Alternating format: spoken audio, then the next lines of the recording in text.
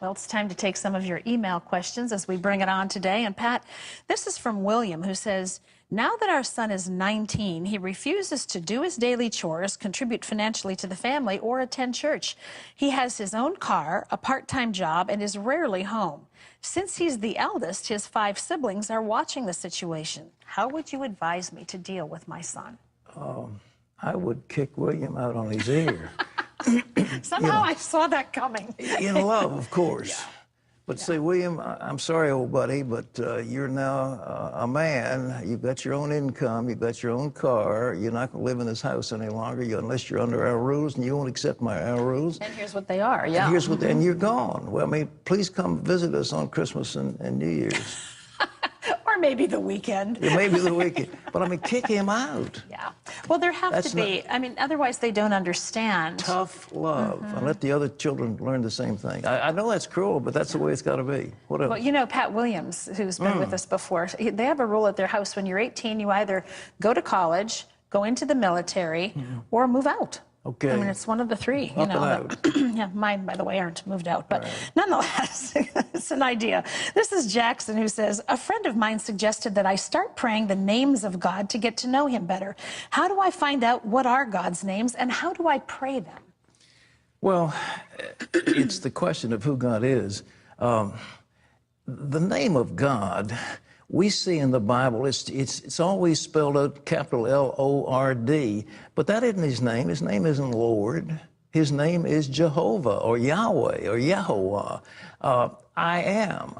So if you look up Lord, get a concordance and look up Lord, you'll find all these things. The Lord is our banner. Jehovah Nisi, Jehovah Shalom is our peace. You know, all those names are there if you look them.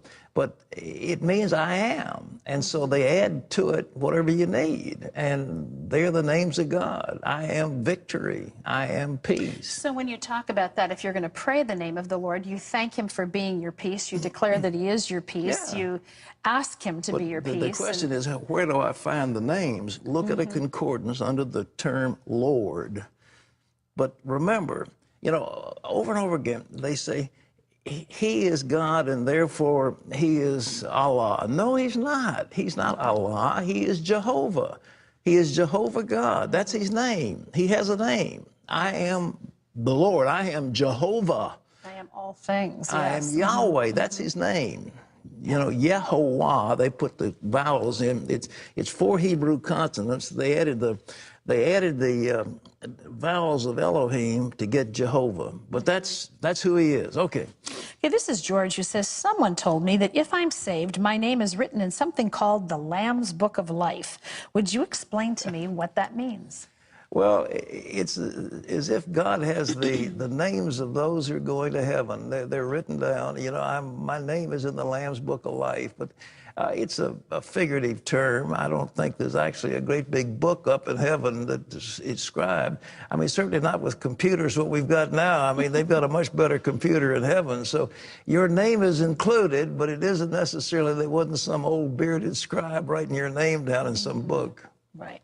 This is Kathy, who says, because of cost issues, my dad has planned to be cremated after he dies. I'm very uncomfortable with this, but he says it's his decision, not mine. Is it wrong to be cremated? Kathy, I think it is. I really do. I think in the Old Testament, it was a mark of disrespect to burn the bones of somebody. And it was a mark of respect to embalm them and give them a proper burial. But your father wants to get cremated, so it's his body. And you know, I think people are doing that for a couple of reasons. One of which is finances. Oh, yeah. I mean, the difference in cost is huge. And if you're not wanting your children to carry the load of that, then I think people make a decision for that reason. I still think the respect due to a body it's just, it speaks of the resurrection, although the Lord can resurrect ashes. Yeah, we're getting a new body, aren't we? Yeah, new body, but I like the idea of having the other one embalmed. Yeah. So what else? Okay, this is from Max, who says, as a born-again Christian, I know that when I die, I'll see Jesus and my loved ones in heaven. What other type of things do you think we'll be doing in eternity as well? Eye hasn't seen nor ear heard, neither has it entered into the heart of man what God has prepared for them that love him. It's going to be wonderful. It's going to be beyond comprehension. It'll be so good we can't describe it. But we will be living in the ecstasy where there's no longer any time. There's no time. There's no passage of time. And so it'll be eternal ecstasy all the time.